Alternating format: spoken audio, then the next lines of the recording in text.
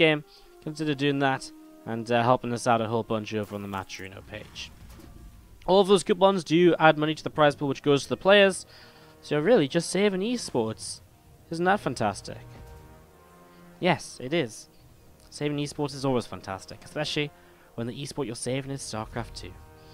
Guys, to the bottom right hand side of the map, our Red Terran player, give it up if you're going to be cheering on aLive. He's going to be going up against the blue Zerg player to the top left hand side of the map. It is going to be Silky, named Yato here. But as far as I'm aware, as far as I have been told, this is Silky that is playing. And I mean, Silky, part of X Team, which makes a lot of sense because he was called X Team Yato in the bracket, and yeah, I guess it's maybe just going for a bit of a name change. I'm not too sure, but Silky, one of the Chinese Zerg players who you may not have heard of. You know, he's not your Max Zed or Jim or Cyan or Time. You've been the real kind of breakthrough players in the Chinese scene over the years. I mean, obviously some of those examples more, well, coming in a little bit more recently than the others, I suppose. Like Time and Cyan are more this year's Chinese players, whereas Jim and Max Zed are maybe from a year or 2 years ago. But, yeah, Silky is one of these players who you maybe haven't quite heard of then. He hasn't been quite that pros player to break through into, the Chinese player to break through in terms of you knowing who he is. But if you do watch a lot of the online tournaments, you'll see he does very well in, for example, the OSC All-Stars, for example, as well. Outside of the OSC All-Stars, he also does quite well in, say, the Leifeng Cups when we had those, and just the Chinese Cups in general.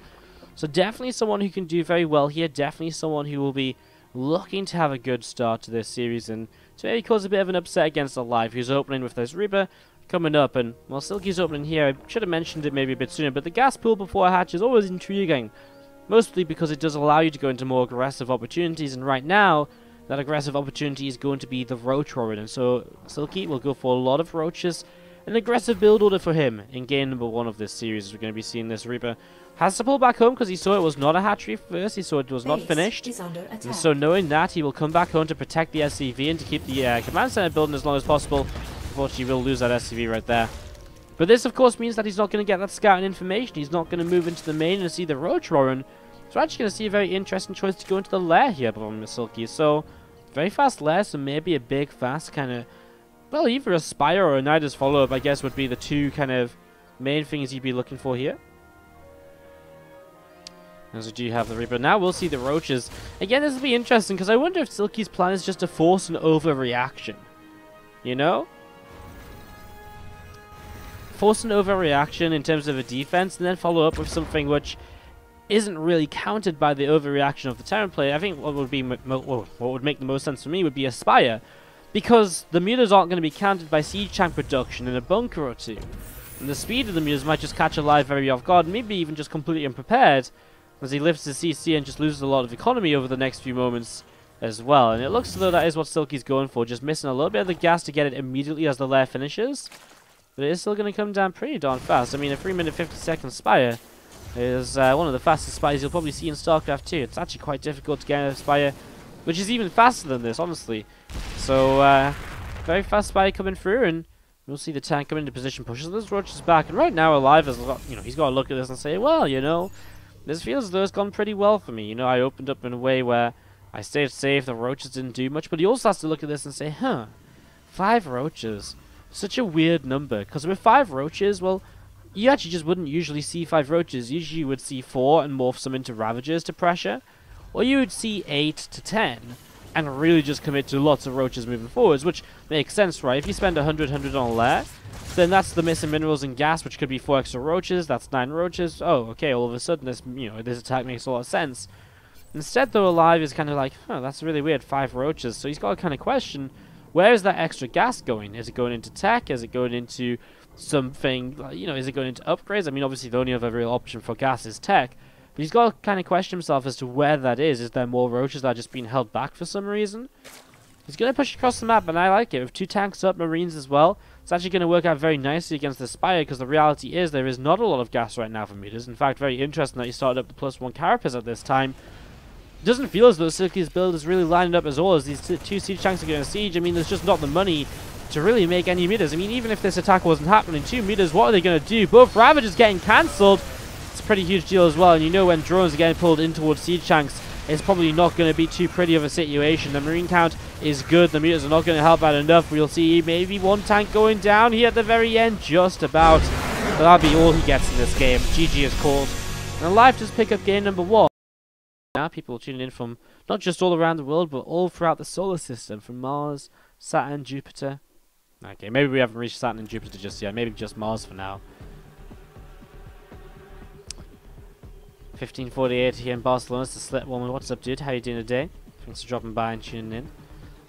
There's a sec watching from just across the North Sea, an England Raider. Pff, what a guy. What a guy! Guys, welcome back to the series. It is game 2 of aLive versus Silky. And in the top right-hand side of the map, our red Terran player is going to be aLive, taking the 1-0 lead in this game. I mean, a nice counter-attack after very handily holding off that roach-based attack from his opponent in the early stages. Went very, very well for him. I mean, it couldn't have gone better, right?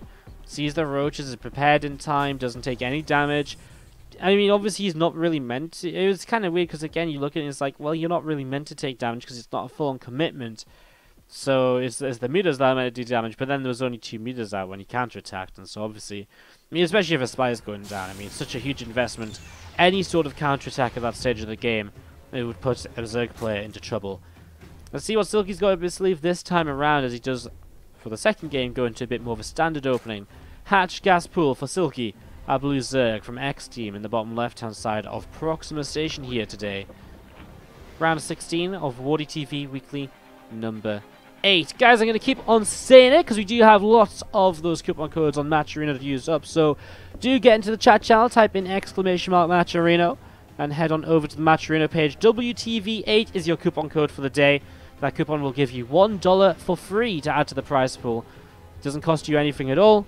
Of course, big shout out to Match Arena for supporting the WardiTV Weekly series. They're going to be supporting us throughout Season 2. They supported us throughout Season 1 as well, which means they will also be supporting the larger WardiTV Weekly Season 2 Finals event, which should be coming up during May. Sorry, I know I'm not observing anything right now. I was originally observing something and then I misclicked.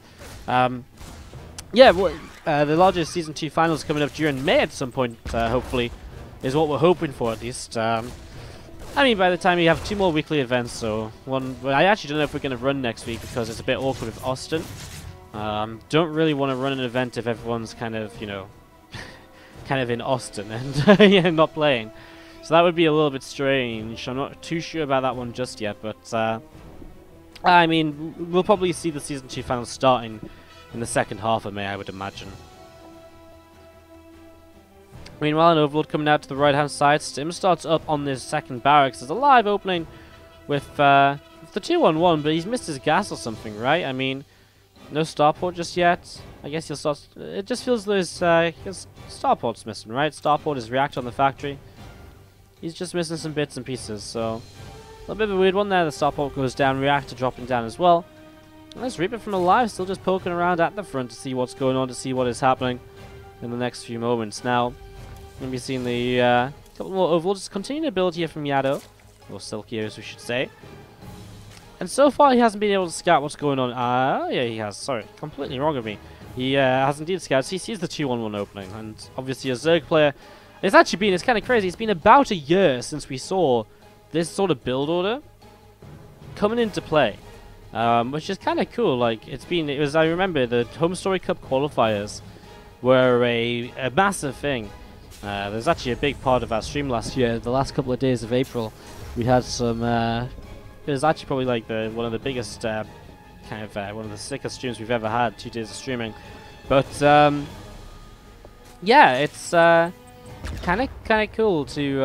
It was kind of cool because that Home Story Cup qualifier was the first time we really started seeing the extent at which the 2-1-1 was going to be used, and the 2-1-1 got used again and again and again, and really did just become the staple of the matchup for so long to come. So, well, a year later, this build's still in use, still such a strong and just standard build in the metagame, and we're going to be seeing 2 medivacs loading up from aLive and coming down to the bottom left, try and get some damage done here in these early stages. Now, obviously, Silky, the whole point of my telling of this story was the fact that Silky scouting this early should mean that he's very well prepared against what's coming towards him. It's very unlikely that he should be able to, should die to this, right? I mean, he's played against it at this point hundreds of times, so He should have the units out in time. He's got plenty of queens. He's got Lings on the way out too. They're actually just sitting in the back for now. And, well, initially Ling's not here, and he will lose one queen right from the get-go. How many transfuses available on those queens, maybe? Not even sure, because he hasn't got inject stacked. He hasn't got that many creep tumors either. So I'm not sure where exactly all of that queen energy has gone, but he has to lose a couple of chances. Yeah, it's kind of weird. Anyways, we're going to see these medevacs going to continue trying to drop Silky. He needs to get on top of those Marines ASAP. Looks as though he's a little bit late to respond here. Now he's going to come in and obviously, I mean, dropping in the corner of the base means that you just limit that surface area which the Zerglings can use.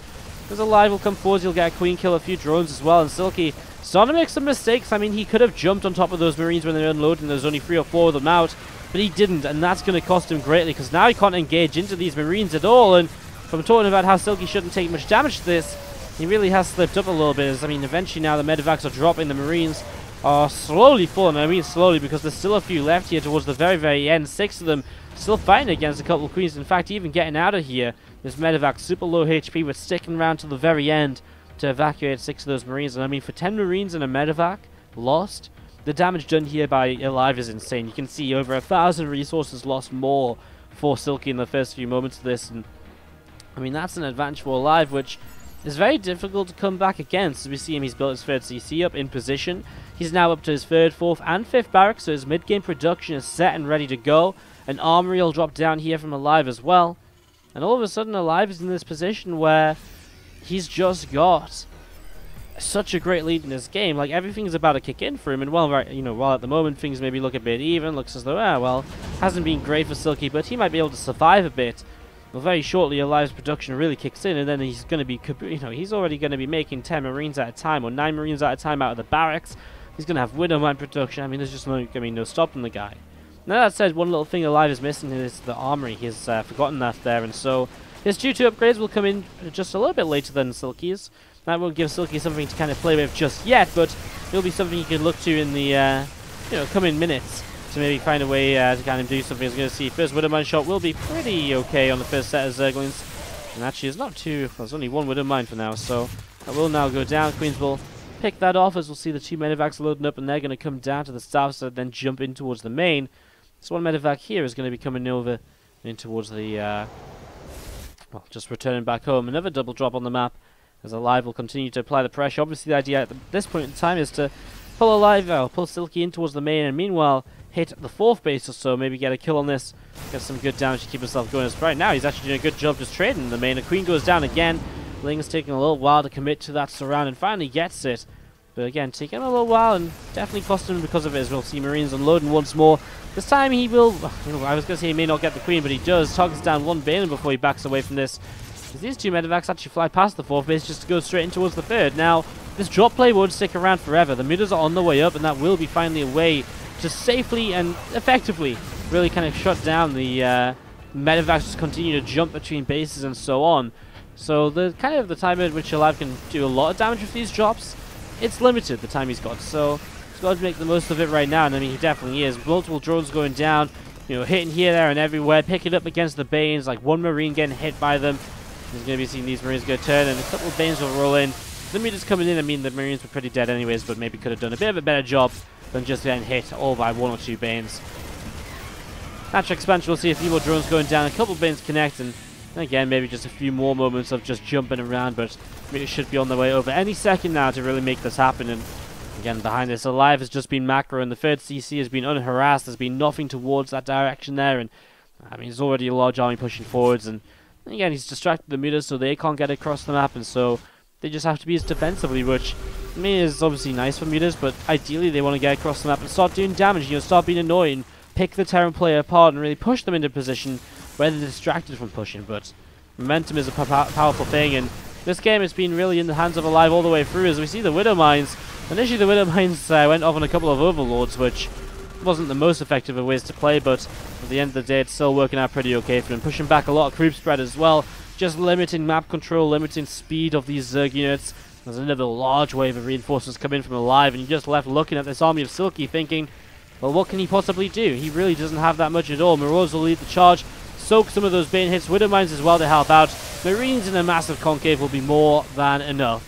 And as he stims in towards the natural expansion, aLive continues to rally more and more units across the map here. And this is going to be GG for game 2. aLive moves on through to the round of 8.